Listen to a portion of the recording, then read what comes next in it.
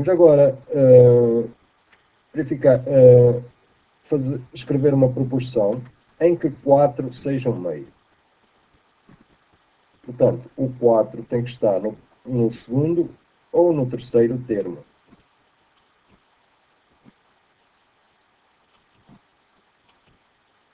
Então, temos aqui o 4, os meios é o segundo termo e o terceiro termo. Vamos verificar então o produto. Temos o 4, produto dos meios é igual ao produto dos extremos. Vamos utilizar o método de tentativa e erro. Vamos verificar se 4 vezes 48 é igual a 6 vezes 72. Fazemos o produto e verificamos que 192, que é o produto de 4 por 48, é diferente do produto de 6 por 72. Portanto, o 48 não pode ser o outro meio. Continuando com a tentativa e erro, mais uma tentativa. Vamos agora verificar, será que o produto de 4 por 72 é igual ao produto de 6 por 48?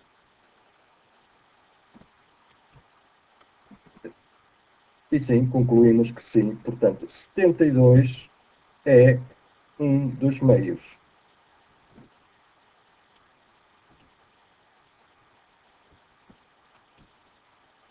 Temos aqui o 72.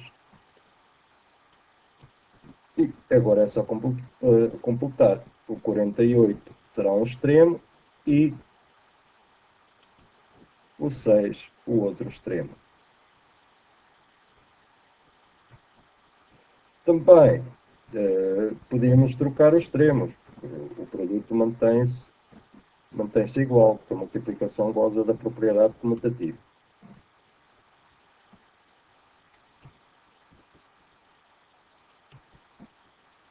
Vamos agora ver grandezas diretamente proporcionais. Duas grandezas dizem-se diretamente proporcionais quando a razão entre valores correspondentes é constante. Vejamos um exemplo para compreender melhor. Temos aqui o tempo gasto em horas por um automóvel e a distância percorrida. Em 2 horas percorreu 150 km, em 4 300 km e em 5 horas 375. Vamos supor que o automóvel viaja sempre à mesma velocidade. Portanto, a velocidade constante. Vamos calcular as razões entre a distância e o tempo para os valores correspondentes. E temos aqui o valor correspondente do 150 é o 2. Da mesma forma, o valor correspondente do 300 é o 4. Portanto, isto pode-se ler 150 está para 2, assim como 300 está para 4. Ou como 375 está para 5. E verificamos que as razões têm todas o mesmo valor, neste caso 75. Portanto, como é sempre o mesmo valor, esta razão é constante. Se é constante, dizemos então que é a constante de proporcionalidade.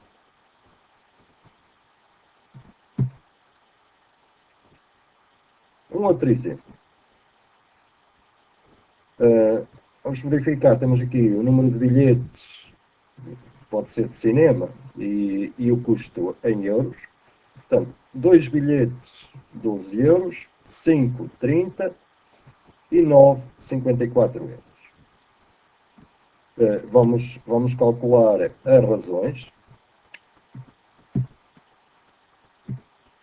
Então, 12, quociente de 12 por 2 é 6, quociente de 30 por 5 é 6, e o quociente de 54 por 9 também é 6. Portanto, temos aqui as razões entre os valores correspondentes é constante, dá sempre o mesmo valor.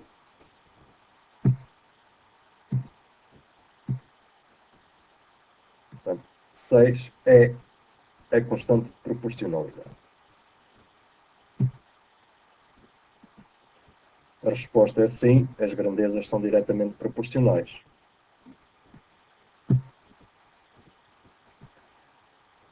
Mas então o que representa a constante de proporcionalidade? Vamos reparar. Vamos pegar só aqui no primeiro exemplo. Podemos pegar no segundo, nos segundos valores, ou até nos terceiros. Bem, é indiferente desde que as grandezas sejam diretamente proporcionais. As grandezas, neste caso, são o número de bilhetes e o custo em euros.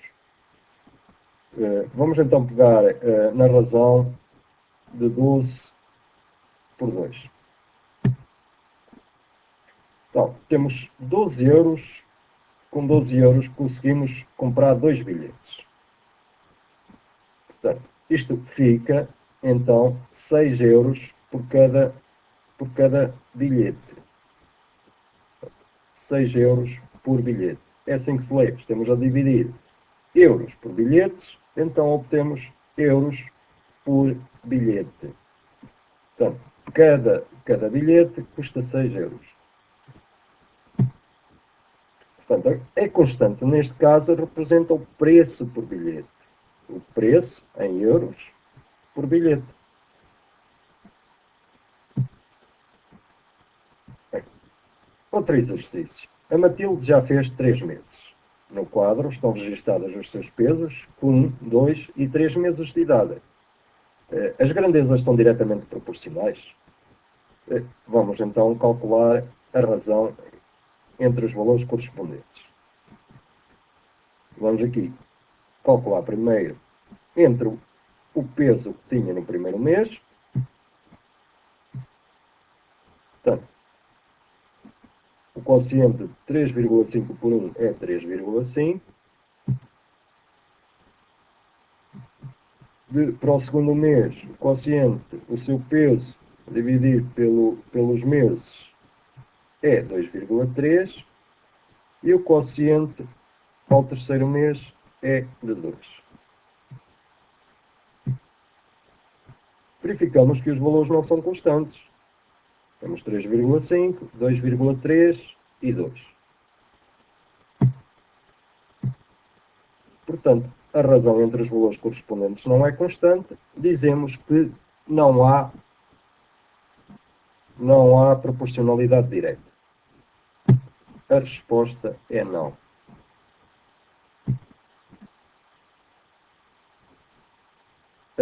Agora, a linha B.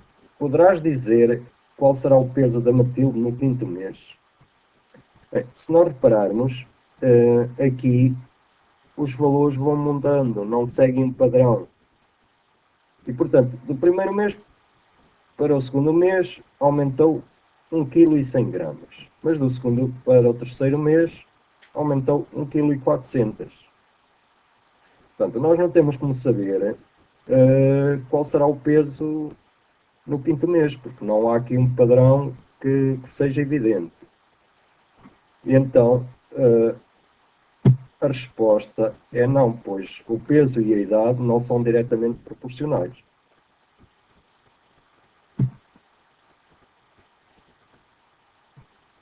Culinária. Um pudim levou 240 gramas de açúcar, 6 ovos e 4 decilitros de leite. Para fazer um pudim com 5 ovos, que quantidade dos outros ingredientes se deve utilizar? Vamos trabalhar primeiro com o açúcar. É mais doce. Portanto, vamos construir as nossas razões. Na primeira linha podemos colocar o açúcar e na segunda linha podemos colocar os ovos.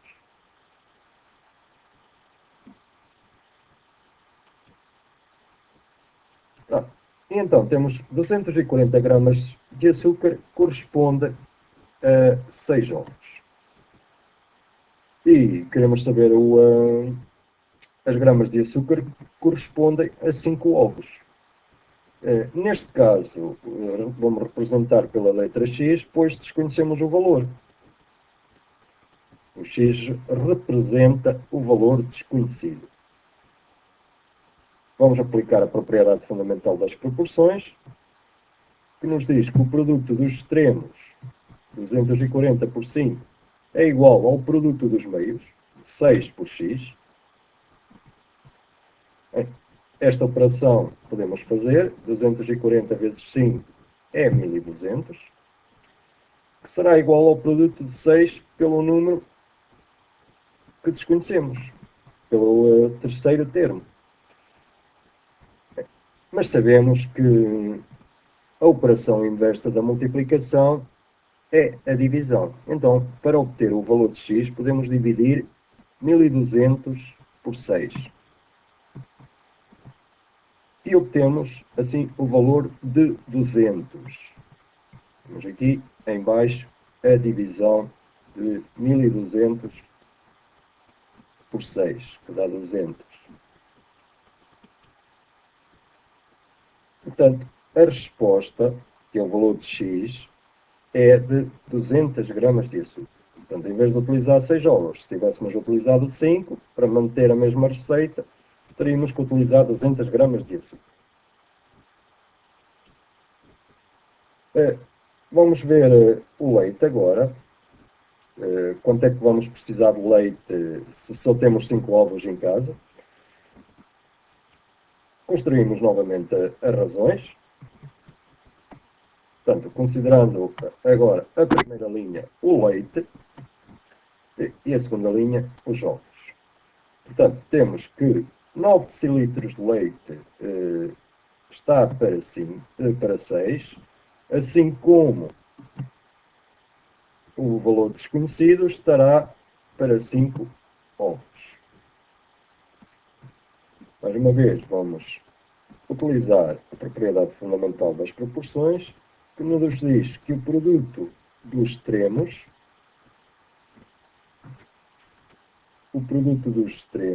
9 por 5, é igual ao produto dos meios, 6 por x. O produto de 9 por 5 é 45.